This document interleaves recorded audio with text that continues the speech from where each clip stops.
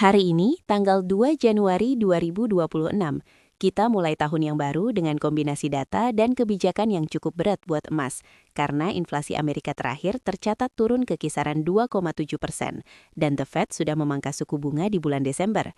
Sementara di akhir pekan nanti, pasar akan ketemu lagi dengan data tenaga kerja non-farm payrolls yang bisa bikin market lagi volatile.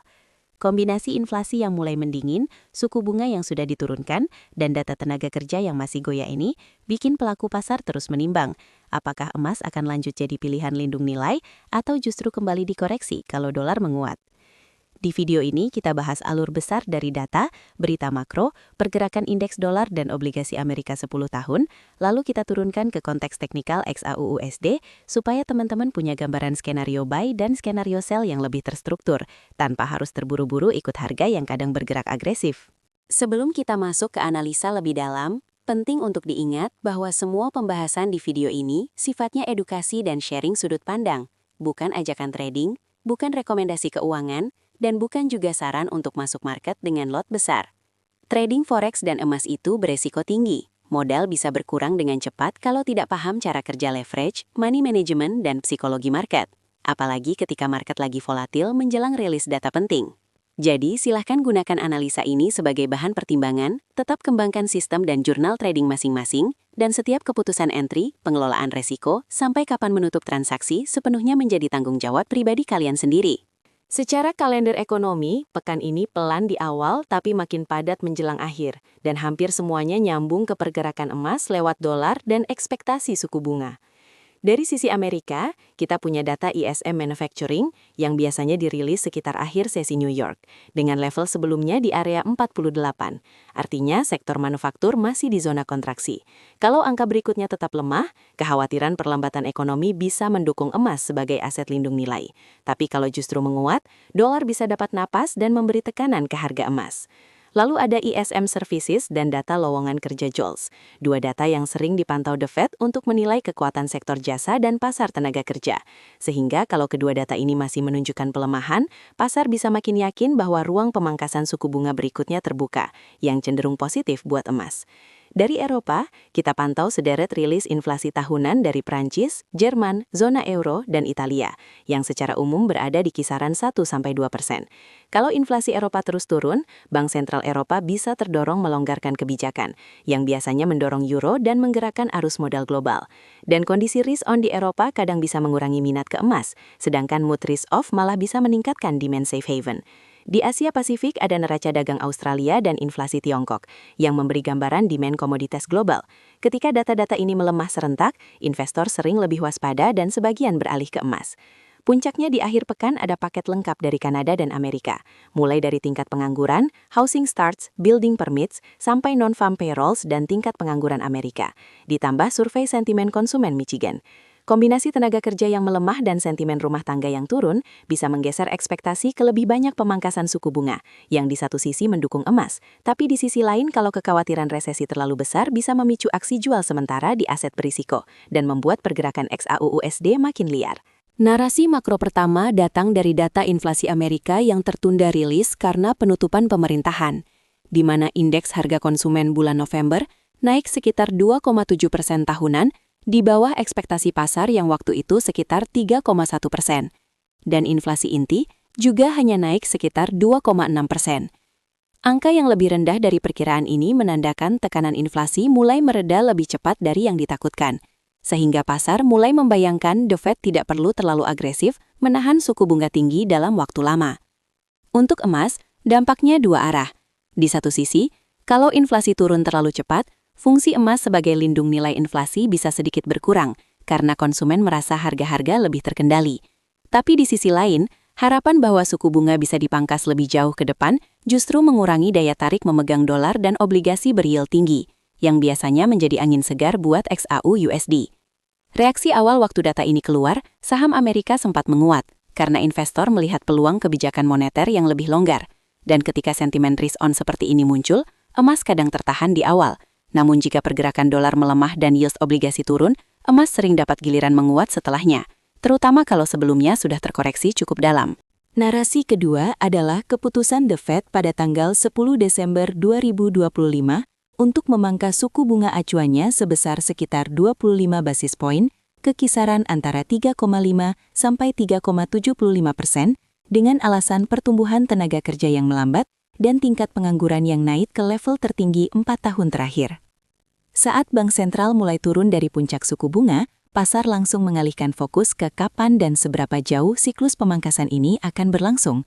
Karena setiap penurunan suku bunga berarti imbal hasil aset berbunga seperti deposito dan obligasi turun, sementara emas yang tidak memberikan bunga jadi relatif lebih menarik. Bagi XAUUSD, kebijakan yang lebih longgar biasanya mengurangi tekanan dari sisi biaya peluang, apalagi kalau dolar ikut tertekan karena arus modal global mencari aset yang lebih berisiko. Dan dalam fase awal seperti ini, kita sering melihat harga emas bergerak agresif saat pasar menyesuaikan posisi terhadap rezim suku bunga baru. Tetapi perlu diingat, kalau pasar menilai The Fed terlalu agresif memangkas dan risiko perlambatan ekonomi makin besar, emas juga bisa mendapat dorongan tambahan dari sisi permintaan safe haven, sehingga arah pergerakannya sangat bergantung pada apakah investor membaca keputusan The Fed ini sebagai dukungan halus ke pertumbuhan atau sinyal kekhawatiran yang lebih serius soal ekonomi. Makro ketiga datang dari data tenaga kerja Amerika yang juga tertunda, di mana non-farm payrolls bulan November tercatat bertambah sekitar Rp64.000 setelah sebelumnya sempat turun sekitar Rp105.000 lebih di bulan Oktober. Sementara tingkat pengangguran naik ke sekitar 4,6%, yang menjadi level tertinggi sejak September 2021. Gambaran ini menunjukkan pasar tenaga kerja masih goyah. Ada rebound di jumlah pekerjaan, tapi tekanan masih terasa karena lebih banyak orang kembali masuk ke dan tidak semuanya langsung terserap. Buat The Fed, data seperti ini memperkuat argumen bahwa mereka perlu menjaga kebijakan agar tidak terlalu ketat, yang sejalan dengan pemangkasan suku bunga yang baru mereka lakukan. Sementara buat pelaku pasar, campuran payrolls yang lemah dan pengangguran yang naik bisa menurunkan kepercayaan konsumen dan belanja rumah tangga. Untuk emas, kondisi ini cenderung konstruktif dalam jangka menengah, karena ketika ekonomi terlihat melambat tetapi belum jatuh ke resesi tajam, investor seringkali membagi portofolionya antara aset beresiko dan aset pelindung seperti emas. Namun dalam jangka pendek, setiap kali data tenaga kerja keluar jauh dari ekspektasi, reaksi pertama di dolar dan yield bisa sangat liar, yang kemudian memantul ke XAUUSD dalam bentuk spike cepat sebelum harga mencari keseimbangan baru. Kalau kita lihat indeks dolar Amerika dari beberapa candle terakhir, gambarnya bagi ke sideways cenderung melemah, di mana beberapa waktu lalu, dolar sempat mendekati area 99,2, tapi sekarang penutupan bergerak di kisaran 98,2 sampai 98,3. Dengan high dan low yang saling tumpang tindih dan body candle yang relatif kecil. Pola seperti ini menunjukkan bahwa setelah penguatan yang cukup panjang, dolar mulai kehilangan tenaga dan pasar masih mencari arah baru sambil menunggu data besar seperti non-farm payrolls dan data aktivitas sektor jasa. Sehingga setiap berita yang sedikit saja menggeser ekspektasi suku bunga bisa langsung menggerakkan indeks ini. Buat emas, kita tahu hubungannya sering kebalikan. Ketika DXY pelan-pelan turun, XAUUSD biasanya dapat dukungan, karena harga emas jadi terasa lebih murah bagi pemegang mata uang lain. Dan sebaliknya, kalau tiba-tiba ada short squeeze di dolar, tekanan ke emas langsung terasa. Dengan kondisi dolar yang belum benar-benar breakdown, tapi juga tidak kuat menembus high sebelumnya, ruang untuk emas menguat masih terbuka, sepanjang indeks ini bertahan di bawah area puncak terakhir. Namun trader perlu waspada karena menjelang rilis data penting, indeks dolar bisa bikin lonjakan tajam dalam satu sesi dan membuat market lagi volatil di pair emas. Imbal hasil obligasi Amerika tenor 10 tahun dalam beberapa sesi terakhir bergerak di kisaran sekitar 4,1 hingga 4,2%, dengan pergerakan yang relatif sempit dan tanpa tren naik yang jelas setelah sempat menyentuh area 4,2 lebih di akhir bulan lalu turun tipis mendekati 4,1. Kalau digambarkan sederhana, imbal hasil obligasi ini adalah semacam tolok ukur imbal hasil bebas resiko jangka panjang, dan investor selalu membandingkan, lebih menarik memegang kertas utang yang kasih kupon sekitar 4% per tahun atau memegang emas yang tidak memberi bunga sama sekali. Selama imbal bantahan di atas 4%, biaya peluang memegang emas masih cukup terasa, sehingga setiap kenaikan tipis di imbal sering menahan kenaikan XAUUSD atau bahkan memicu koreksi pendek, apalagi kalau kenaikannya terjadi bersamaan dengan penguatan dolar. Tetapi ketika data inflasi menurun dan The Fed mulai memangkas suku bunga, imbal 10 tahun cenderung punya kecenderungan turun atau minimal tidak naik jauh. Dan kalau suatu saat imbal ini turun menembus area psikologis 4%, banyak pelaku pasar yang mulai berasa meninggalkan bunga obligasi untuk pindah sebagian ke emas tidak terlalu mahal lagi.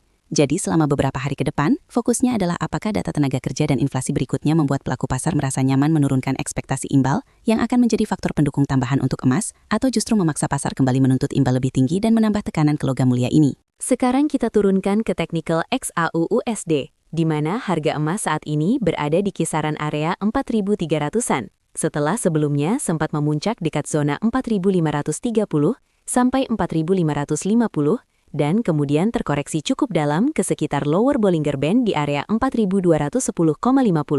Di area bawah ini, indikator RSI periode 7 sudah masuk wilayah jenuh jual, kurang lebih di sekitar 21, dan candle terakhir yang terbentuk lebih mirip doji atau candle ragu-ragu, setelah penurunan tajam, yang sering dibaca sebagai fase konsolidasi sebelum harga memilih arah berikutnya.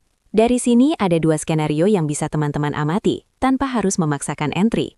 Skenario buy lebih relevan kalau harga mampu bertahan di atas support sekitar lower Bollinger Band tadi, dan mulai muncul struktur higher low di time frame yang kalian pakai. Karena dari situ, potensi pantulan ke tengah Bollinger Band di kisaran 4.383,67 bisa terbuka sebagai target pertama. Lalu jika momentum berlanjut, target lanjutan bisa mengarah ke area puncak sebelumnya dekat 4.450 sampai atasnya lagi di sekitar upper Bollinger Band, sekitar 4.556,84.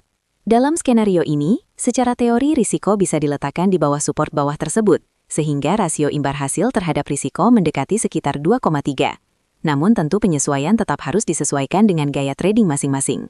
Di sisi lain, skenario sell perlu dipertimbangkan kalau ternyata harga gagal bertahan di atas area 4.200-an dan malah menembus ke bawah dengan candle body yang tebal dan volume meningkat. Atau setiap kali pantulan ke tengah Bollinger Band bertolak kuat dan membentuk lower high yang jelas.